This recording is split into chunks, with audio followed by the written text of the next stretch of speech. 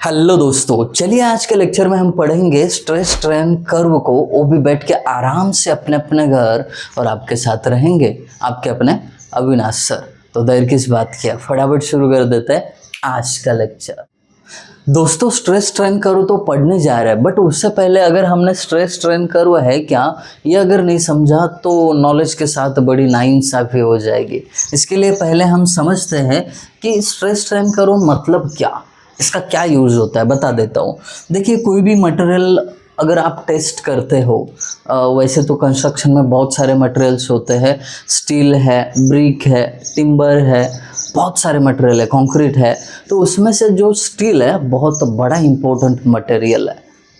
अब इसके ऊपर जब आप लोड लगा दोगे, ऑब्वियसली जब आप इसको क्या करोगे, प्लेस करोगे कॉलम बीम स्लैब में, तो इसके ऊपर लोड आने वाला है।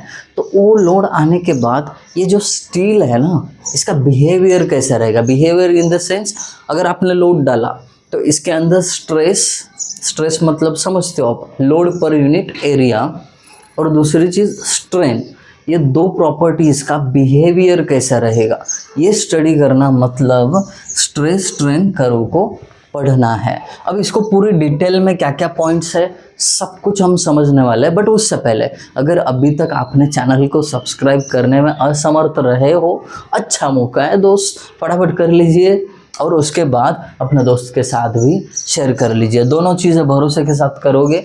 इसी भरोसे के साथ शुरू करते हैं स्ट्रेस स्ट्रेन कर्व। देखिए, यहाँ पे आपको एक कर्व दिखेगा। तो ये जो कर्व है ना, ये डायग्रामेटिकल या ग्राफिकल रिप्रेजेंटेशन है।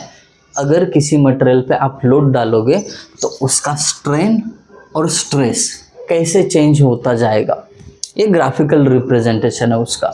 अब ये ग्राफिकल रिप्रेजेंटेशन आप जैसे ही देखते हो, यहाँ पे आपको कुछ पॉइंट दिखेंगे, ABCDE, दैट्स इट। तो यहाँ पे जो पॉइंट दिए ना, इनका कुछ मतलब है। इसका मतलब अगर आप लोड डालते डालते चले गए तो ए पॉइंट पे उस मटेरियल का बिहेवियर क्या होगा, उसमें स्ट्रेस की क्या हालत होगी, स्ट्रेन की क्या हालत होगी, बी पे जाने के बाद, सी के बाद, डी के बाद क्या होगा उस मटेरियल के साथ। बने रहिए, समझा दूंगा मैं, ठीक है। अब देखिए, सबसे पहले हम शुरू कर लेते हैं OA, इस रीजन से। आप देख सकते हो ग्राफ में OA ऐसा रीजन दिखा है जिसको हम प्रोपोर्शनल लिमिट बोल सकते हैं। क्या बोल सकते हैं? प्रोपोर्शनल। शायद यहाँ पे स्पेलिंग में मिस्टेक है,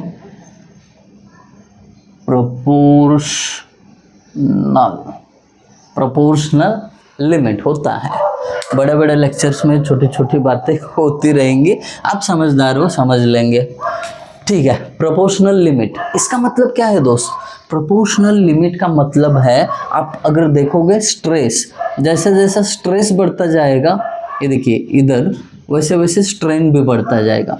मतलब दोनों क्या है, डायरेक्ट प्रोपोर्शन में। अगर इस साइड स्ट्रेस बढ़ रहा है तो इस साइड स्ट्रेन भी बढ़ रहा है ना। तो ये कब तक चलेगा? जब तक इसका O to A proportional limit है। उसको आप आगे जाके इलास्टिक रीजन भी बोल सकते हो। अब प्रोपोर्शनल लिमिट और इलास्टिक रीजन, इनका रिश्ता जो है समझने वाला है, बट पहले ये देख लीजिए। O to A proportional limit है। बी पॉइंट क्या आपको लोकेट कर रहा है? अपर यील्ड स्ट्रेस पॉइंट। फिर उसके बाद C पॉइंट है, ये लोअर यील्ड स्ट्रेस पॉइंट दिखा रहा है।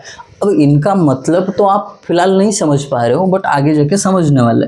यहाँ पे D पॉइंट जो है अल्टीमेट स्ट्रेस पॉइंट है, और ये आखिरी E पॉइंट है जहाँ पे मटेरियल फ्रैक्चर होगा। आई बात समझ में? अब देखिए, ये इलास्टिक रीजन यानी प्रोपोर्शनल लिमिट क्या होता है? Initial portion of the curve, ये शुरुआती दौर है कर्व का, वेयर, जहाँ पे द मटेरियल डिफॉर्म्स इलास्टिकली, जहाँ पे मटेरियल क्या कैसे डिफॉर्म होता है? अगर बार पे लोड डाल दिया, डिफॉर्म होना मतलब साइज शेप में चेंज करना। ये कैसे डिफॉर्म होगा? इलास्टिकली। अब इलास्टिकली का मतलब क्या? Means material returns to its original shape after removal of load या लोड रिमूवल। मतलब अगर आप O to A रीजन में लोड लगा रहे हो तो मटेरियल जो है खींचा तो जाएगा, उसका साइज शेप बदल जाएगा, बट जैसे ही लोड छोड़ दोगे मटेरियल अपनी वापस ओरिजिनल साइज शेप में आ जाएगा।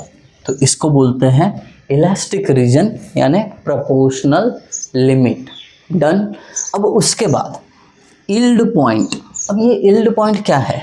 यहाँ पे आपको बी और सी ये दो अपर और लोअर यील्ड पॉइंट दिख रहे हैं। तो यील्ड पॉइंट का मतलब होता है कि the point on the curve where the material starts plastic deformation. अब यहाँ पे ना ये प्लास्टिक डिफॉर्मेशन समझने वाली बात है। अब इसमें दो यील्ड पॉइंट है, एक बी है दूसरा सी है। तो जब भी मटेरियल आप लोड करोगे तो एक स्पेसिफिक पॉइंट आएगा जहाँ से आगे प्लास्टिक डिफॉर्मेशन होगा उसका। प्लास्टिक डिफॉर्मेशन मतलब क्या?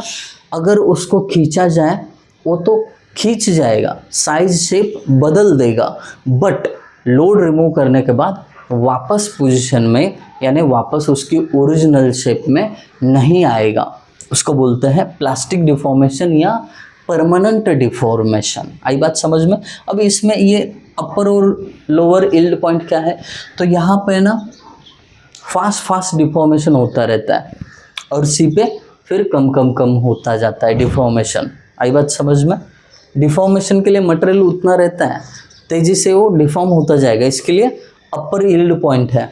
और सी जहाँ पे डिफॉर्मेशन कम होता जाएगा और एक ऐसा पॉइंट आएगा उसके बाद कि जहाँ पे हाई स्ट्रेंथ है और फ्रैक्चर हो जाएगा, उस पर भी आएंगे हम। तो यील्ड पॉइंट समझ में आया कि जहाँ पे प्लास्टिक यानी परमानेंट डिफॉर्मेशन होने वाला है। डन। अब प्लास्टिक रीजन पे आते हैं। ये प्लास्टिक रीजन कौन सा है? The portion of the curve beyond the yield point. क्या कह रहे हैं? Beyond the yield point where material undergoes permanent deformation. Permanent deformation मतलब एक बार इसका साइज शेप चेंज होगा ना, वापस नहीं आने वाला है। तो ऐसा प्लास्टिक रीजन जो है, प्लास्टिक रीजन कहाँ से शुरू होता है? Beyond the yield point. मतलब ये देखिए यहाँ पे यील्ड पॉइंट है, यहाँ से जो शुरू होगा वो पूरा यहाँ पे क्या होगा? प्लास्टिक रीजन होगा। ये आई बात समझ में? ये पूरा जो है प्लास्टिक रीजन है जहाँ पे क्या होगा? आपका स्ट्रेच किया गया मटेरियल वापस उसकी शेप में नहीं आने वाला है। तो ये हुआ प्लास्टिक रीजन का। अब अल्टीमेट स्ट्रेंथ की बात करते हैं, जहाँ पे पॉइंट डी क्या कर रहा है? दिखा रहा है आपको ये पॉइंट डी पे क्या होगा? अल्टीमेट स्ट्रेंथ होगा। तो अल्टीमेट स्ट्रेंथ का मतलब क्या? The maximum stress a material can withstand before it starts to fracture और ब्रेक। इसका मतलब है जब भी कोई मटेरियल पे आप लोड डालते हो तो एक ऐसा पॉइंट आ जाता है जहाँ पे मैक्सिमम लोड बेयरिंग कैपेसिटी उस मटेरियल की होती है, तो वो पॉइंट डी है। और उसके बाद अगर आपने एक्स्ट्रा लोड बढ़ा दिया तो वो फेल होना चालू हो जाता है और लोड लेने की कैपेसिटी कम होती जाती है। आई बात समझ में? तो ये क्या है? सबसे ज़्यादा लोड लेने की कैपेसिटी डिनोट करने वाला पॉइंट अल्टीमेट स्ट्रेस पॉइंट। आई बात समझ में? फिर उसके बाद एंड वाला फ्रैक्चर पॉइंट। तो लोड जैसे जैसे हम बढ़ाते जाएंगे, the point on the curve where the material fractured और ब्रेक्स। ठीक है, तो वो पॉइंट ई है जहाँ पे क्या होगा? मटेरियल या तो ब्रेक हो जाएगा या फ्रैक्चर हो जाएगा, तो उसको हम बोलते हैं fracture point. Otherwise break point भी बोल सकते हो, जहाँ पे मटेरियल ब्रेक होने वाला है। आई बात समझ में? तो ये कुछ इस तरीके से आपको स्ट्रेस स्ट्रेन का कर्व एग्जाम में पूछा जा सकता है, तो आप लिख पाओगे कि सर ये बहुत इजी है, इसको हम अच्छी तरीके से लिख सकते हैं। आई होप सब चीज़ें क्लियर हो गई होगी, बट फिर भी कुछ डाउट रहेगा तो कमेंट सेक्शन आपका है। और आपको वीडियो अच्छा लगा तो कमेंट ज़रूर करना। Thank you guys for watching video. Thank you so much.